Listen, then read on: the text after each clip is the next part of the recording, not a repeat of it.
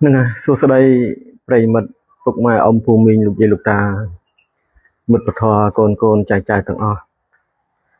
ដែលតែងតែនិយមចង់ដឹងអំពីប្រវត្តិពិតរបស់មនុស្សគ្រប់ជាតិសាសន៍ឥឡូវនេះថ្ងៃនេះលោកឪបានចូលមកដល់ផ្ទាំងមួយនៅទិសខាងលិចដែលនិយាយរៀបរាប់អំពីស្ដេចគ្រុឌកំពុងដឹកនាំ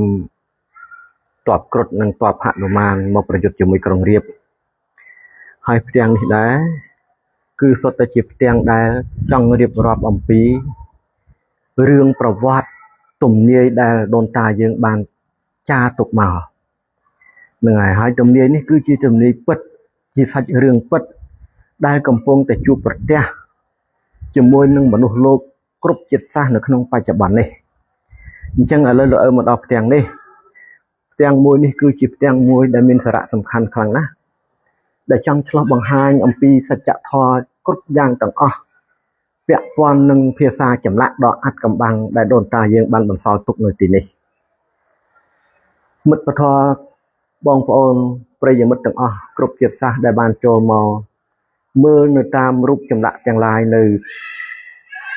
ទិសខាងលិចឈាងទិសនិរតីនេះរូបទាំងអស់នេះគឺជាសកម្មភាពពិតប្រាកដដែលយើងកំពុងជួបប្រទះនៅក្នុងបច្ចុប្បន្ននេះគឺជាសាច់រឿងដែល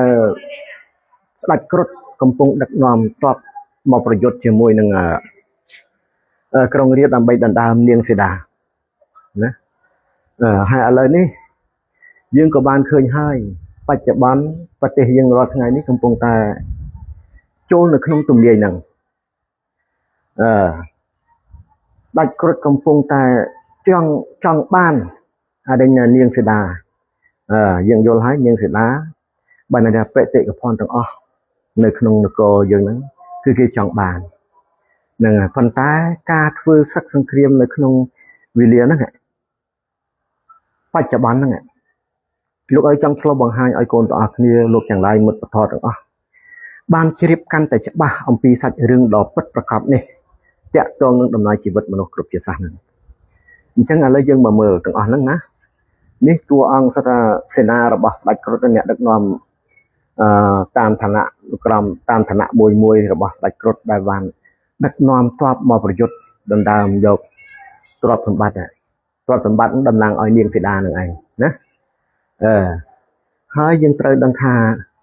ក្នុងការធ្វើសមប្រយុទ្ធក្តីឬក៏ធ្វើប្រយុទ្ធការពិតហ្នឹងកំពុងរឿងការពិតទាំងអស់ហ្នឹងនៅក្នុងទំនាយនៃសាច់រឿងមួយហ្នឹងស្ដេចគ្រុឌនឹងត្រូវបាត់បង់ជីវិតស្ដាប់ឲ្យតន់ណាស្ដេចគ្រុឌនឹងបាត់បង់ជីវិតហើយយើងត្រូវមើលរូបទាំងអស់ហ្នឹងរូបទាំងអស់ហ្នឹងតើតួអង្គមួយណាដែលតំណាងឲ្យស្ដេចគ្រុឌឃើញទេដែលកំពុងដឹកនាំទ័ពរបស់ខ្លួនមកប្រយុទ្ធជាមួយអានេះនគរលង្កាហ្នឹងឃើញទេអញ្ចឹងយើងមើលណាមកដល់ផ្ទាំងនេះស្ដេចគ្រុឌនឹងត្រូវអស់ជីវិតហើយនេះលោកឲ្យមកបង្ហាញណា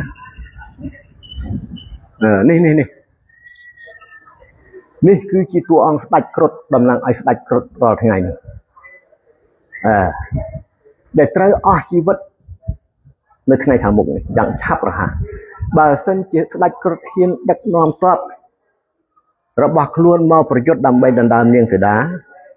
ស្ដេចគ្រុឌនឹងត្រូវបាត់បង់ជីវិតហើយលោកទាំងឡាយប្រិយមិត្តទាំងអស់គ្រប់ជនជាតិគ្រប់ជាតិសាសន៍មើលអំពីតួអង្គតំណាងឲ្យស្ដេចគ្រុឌទី1លោកទាំងឡាយត្រូវមើលអំពីមកុដដែលតំណាងឲ្យស្ដេចគ្រុឌ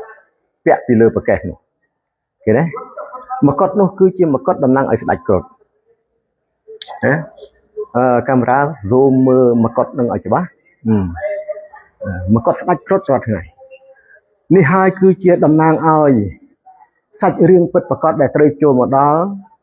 ដែលគេចង់រៀបរាប់អំពីអវតារទី10ចូលមកដល់អវតារទី10ចូលមកដល់សាច់រឿងនេះគឺត្រូវបានស្ដេចគ្រុឌអស់ជីវិតបើសិនជាស្ដេចគ្រុឌហ៊ានដឹកនាំទ័ពមកប្រយុទ្ធជាមួយនគរលង្កាប៉ុន្តែនៅក្នុងចំណុចនេះលោកឲ្យចង់ចែករំលែកទំនាយជាសច្ចធម៌ឲ្យលោកទាំងឡាយបានដឹងជាមុន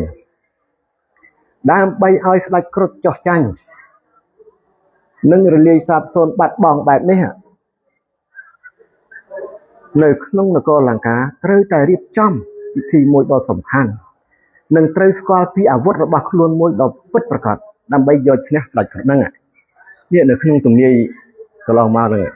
អញ្ចឹងក្រុងរាពណ៍គេបានដឹងច្បាស់អំពីអរិញចំណុចខ្សោយរបស់ស្ដេចគ្រុឌណាអាវុធរបស់ក្រុងរាពណ៍គឺពឹងផ្អែកទៅលើទម្រង់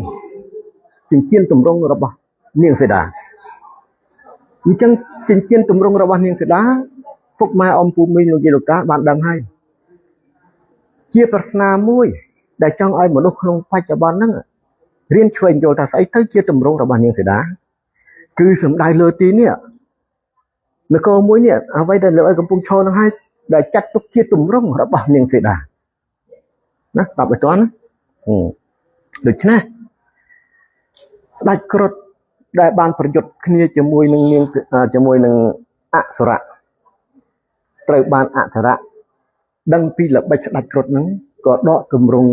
ចិញ្ចៀនទម្រង់នាងសីតាចោលទៅកើតជាព្រួញរាប់ម៉ឺនសែនព្រួញទៅបុកទម្លុះកាយរបស់ស្ដេចគ្រុឌធ្វើឲ្យបាត់បង់ជីវិតឃើញទេប៉ុន្តែដើម្បីឲ្យបាត់បង់ជីវិតខាងអរិញនគរលង្កាត្រូវយល់អីខ្លះណាទី1ត្រូវលើកតួអង្គវិស្ណុលោកដាក់ឲ្យចំកណ្ដាលនៃមកុដណាដាក់ឲ្យចំកណ្ដាលនៃមកុដនៃប្រាសាទនឹងឡើងវិញណាទី